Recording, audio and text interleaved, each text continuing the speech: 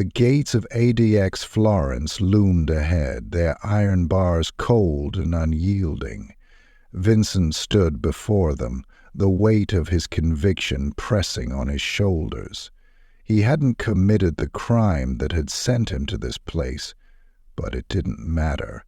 The truth was irrelevant here. The doors clanged shut behind him, and the unnatural silence of the prison swallowed him whole.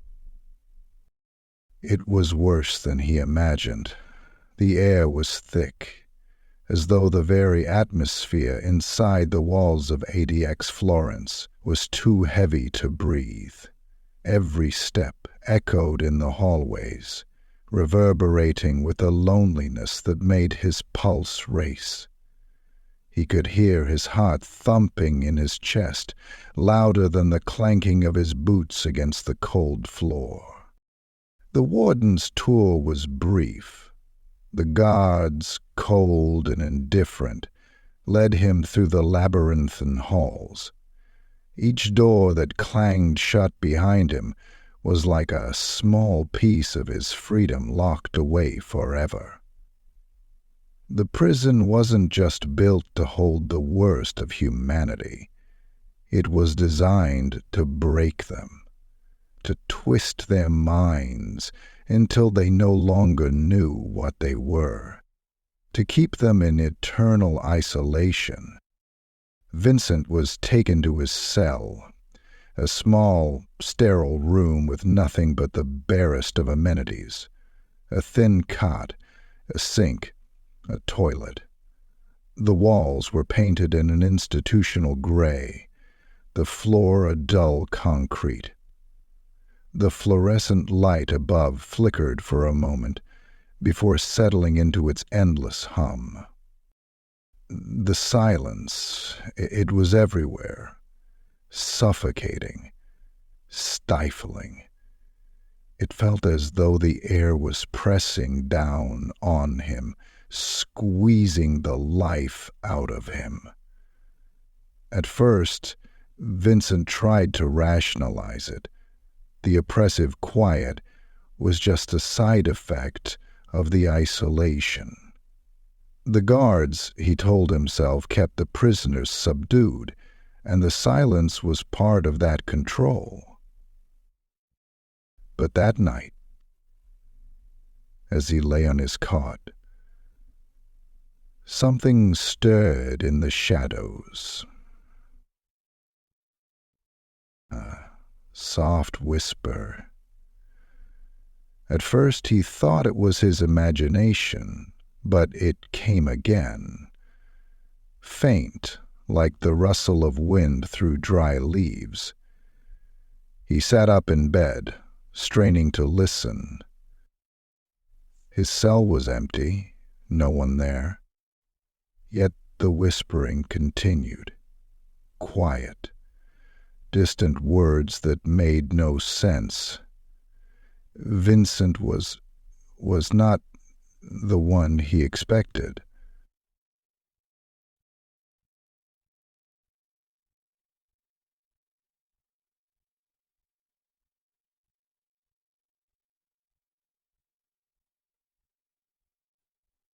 Yes, he was sure of it. He was never dry.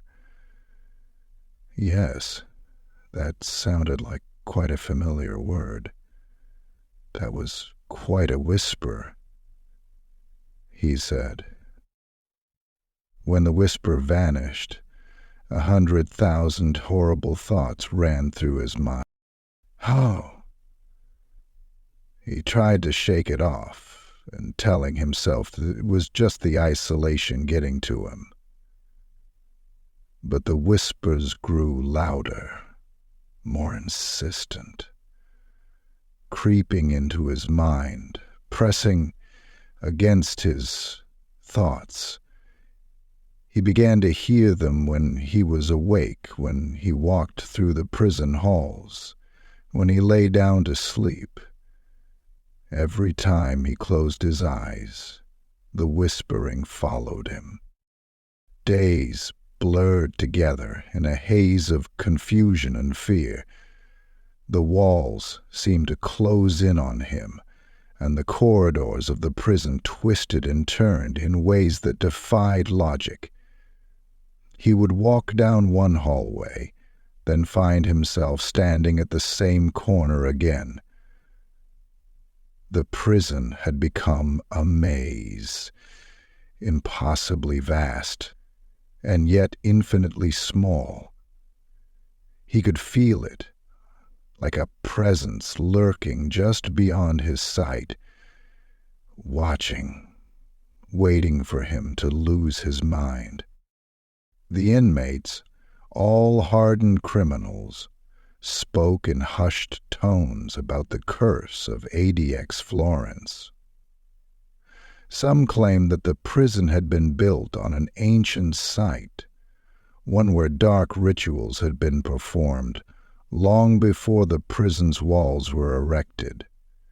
They said the spirits of those who had disappeared over the years were trapped here, tormented, wandering the endless halls, unable to escape. "It feeds on fear," one old inmate said, his eyes wide with terror. "It traps your soul and devours you." Vincent didn't know what to believe, but he couldn't shake the feeling that something in the prison was alive, something that fed on despair and terror. The whispers grew louder, with each passing day, always there in the back of his mind, urging him to listen, to follow them. One night, as he lay in his cot, Vincent felt a cold draft sweep through his cell, and the lights flickered again, and he could swear he saw a figure standing in the corner of the room, a man in a faded prison uniform, his eyes hollow, his face gaunt and twisted. The figure didn't move, just stared at him. "You're not alone," the figure whispered. "We're all here. We never left." The figure was gone before Vincent could react. The whispers, however, remained. They were louder now, more frantic, desperate. "Join us," they urged. "Join us in the hollow." Days turned into weeks. Vincent's grip on reality began to slip. The prison, the whispers, the shadows, they all blended together into one overwhelming presence. He could no longer tell where the prison ended and his mind began. Time was meaningless. His cell became a tomb, a suffocating void where nothing existed except the whispers and the relentless darkness. Finally, Vincent reached the breaking point.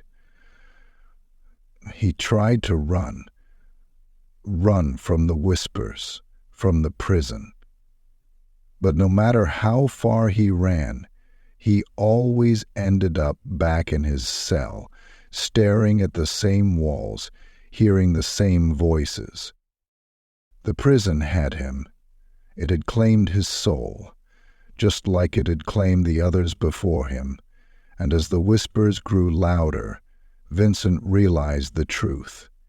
He was now part of the hollow, trapped forever in a prison that was not just a physical place, but a living entity, a place that fed on fear and swallowed souls whole. And Vincent's soul, now lost, would wander the halls of ADX Florence forever. If you like this story, and for more dark stories, please hit the like button and subscribe to my channel. See ya!